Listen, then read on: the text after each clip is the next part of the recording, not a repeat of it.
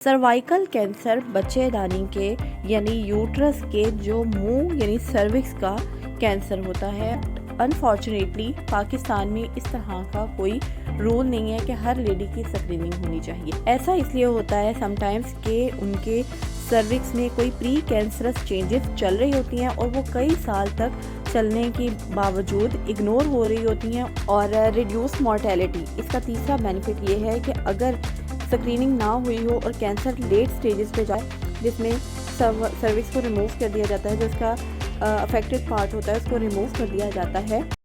अस्सलामुअलैकुम, welcome to my YouTube channel. This is me doctor Abeera Ali and I am a gynaecologist. Cervical cancer बच्चेदानी के यानी uterus के जो मुंह यानी सर्विक्स का कैंसर होता है और ये आजकल बहुत ही कॉमन है। और जैसे अंडर डेवलप कंट्रीज़ हमारा मुल्क है तो इन कंट्रीज़ में ये तीसरा बड़ा कैंसर है ख़वातीन में। तो ये इतना कॉमन है, इसकी वजह ये है कि यहाँ पर कोई भी स्क्रीनिंग प्रोग्राम इतना ज़्यादा कॉमन नहीं है कि हर लेडी की स्क्रीनिंग हो। अब ये जो स्क्रीनिंग है ये आइडियली 25 साल की उम्र से स्टार्ट हो जानी चाहिए और NHS की गाइडलाइंस के मुताबिक हर 3 साल तक होनी चाहिए। 25 ईयर्स से 49 ईयर्स तक की ख़वातीन की, और 49 ईयर्स से 65 ईयर्स तक की ख़वातीन की हर 5 साल के बाद ये स्क्रीनिंग होनी चाहिए। बट अनफॉर्चुनेटली पाकिस्तान में इस तरह का कोई रूल नहीं है कि हर लेडी की स्क्रीनिंग होनी चाहिए। तो होता क्या है कि हमारे पास जब पेशेंट्स प्रेजेंट करते हैं यूजुअली तो उनकी कंप्लेंट होती है कि हमें ऐसा वेजाइनल डिस्चार्ज है जो कि किसी भी मेडिसिन से ठीक नहीं हो रहा, कई सालों से है, और इसके अलावा हमें इचिंग की भी कंप्लेंट है।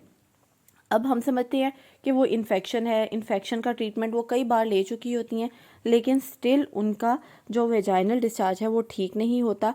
ऐसा इसलिए होता है समटाइम्स कि उनके सर्विक्स में कोई प्री कैंसरस चेंजेस चल रही होती हैं और वो कई साल तक चलने के बावजूद इग्नोर हो रही होती हैं। उनका डायग्नोसिस नहीं हुआ होता क्योंकि स्क्रीनिंग नहीं हुई होती। तो स्क्रीनिंग के बारे में मैं आज बात करूंगी कि सर्वाइकल कैंसर की स्क्रीनिंग क्यों इतनी ज़्यादा इम्पॉर्टेंट है।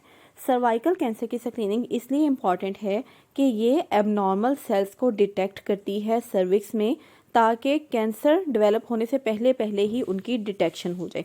अब अर्ली डिटेक्शन से होता यह है कि जो हमारा ट्रीटमेंट है उसके सक्सेसफुल होने के चांसेस ज़्यादा बढ़ जाते हैं। और समटाइम्स ऐसा होता है कि सर्वाइकल कैंसर होने से हम 100% प्रिवेंशन अचीव कर सकते हैं इस स्क्रीनिंग की वजह से। तो अर्ली डिटेक्शन इसका सबसे पहला बेनिफिट है, ताकि प्री कैंसरस चेंजेस को अर्ली स्टेज पे आइडेंटिफाई कर लिया जाए। नंबर 2 पर है प्रिवेंशन। स्क्रीनिंग टेस्ट जैसे कि पैप स्मीयर या HPV टेस्ट, ये इन्फेक्शन को और एबनॉर्मल सेल्स को कैंसर डेवलप होने से पहले ही डिटेक्ट कर लेते हैं और कैंसर को प्रिवेंट करते हैं। और रिड्यूस मॉर्टेलिटी इसका तीसरा बेनिफिट ये है कि अगर स्क्रीनिंग ना हुई हो और कैंसर लेट स्टेजेस पे जाके प्रेजेंट करे तो ऐसी सूरत हाल में बहुत सारी ख़वातीन की डेथ भी हो जाती है सर्वाइकल कैंसर की वजह से, क्योंकि वो कैंसर इतना तेज़ीली स्प्रेड करता है कि बावजूद ट्रीटमेंट के, क्योंकि ट्रीटमेंट भी अर्ली स्टेजेस पे ज़्यादा सक्सेसफुल होता है, लेट स्टेजेस पे वो इतना एफिकेसी के साथ वर्क नहीं करता, तो मॉर्टेलिटी के चांसेस ज़्यादा होते हैं। अच्छा, नंबर 4 पर बेनिफिट है कि इम्प्रूव्ड क्वालिटी ऑफ लाइफ। तो अगर आप प्री कैंसर स्टेज पे ही डिटेक्ट हो जाती हैं, सर्वाइकल कैंसर का पता चल जाता है, तो आप अर्ली ट्रीटमेंट कर सकती हैं। कोनाइजेशन का एक प्रोसेस होता है जिसमें सर्विक्स को रिमूव कर दिया जाता है, जो इसका अफेक्टेड पार्ट होता है उसको रिमूव कर दिया जाता है और जो कैंसर होता है वो बिल्कुल ही ख़त्म हो जाता है। लेकिन जितना अर्ली आपका कैंसर या प्री कैंसरस चेंजेस डिटेक्ट होंगी सर्विक्स में, उतना ही अच्छा ट्रीटमेंट होगा और आपकी क्वालिटी ऑफ लाइफ उतनी ही ज़्यादा अच्छी होगी। फॉर एग्ज़ाम्पल, अगर आपका सर्वाइकल कैंसर खुदा न ख्वास्ता 3rd स्टेज पे जाके डिटेक्ट होता है तो बावजूद ट्रीटमेंट के भी आपकी क्वालिटी ऑफ लाइफ इतनी अच्छी नहीं हो सकती, क्योंकि इस स्टेज के ऊपर ट्रीटमेंट जो होते हैं वो भी इतना ज़्यादा फ़ायदा आपको नहीं पहुंचा सकते। और नंबर 5 पर इसका बेनिफिट ये है कि कॉस्ट इफ़ेक्टिवनेस।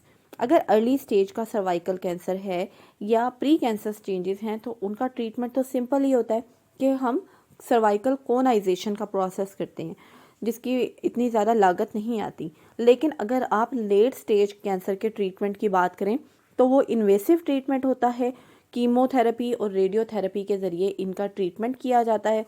तो इसमें कॉस्ट भी बहुत ज़्यादा आती है जो कि ज़्यादातर लोग अफोर्ड नहीं कर सकते। तो इसलिए आज ही अपनी सर्वाइकल कैंसर की स्क्रीनिंग करवाएं।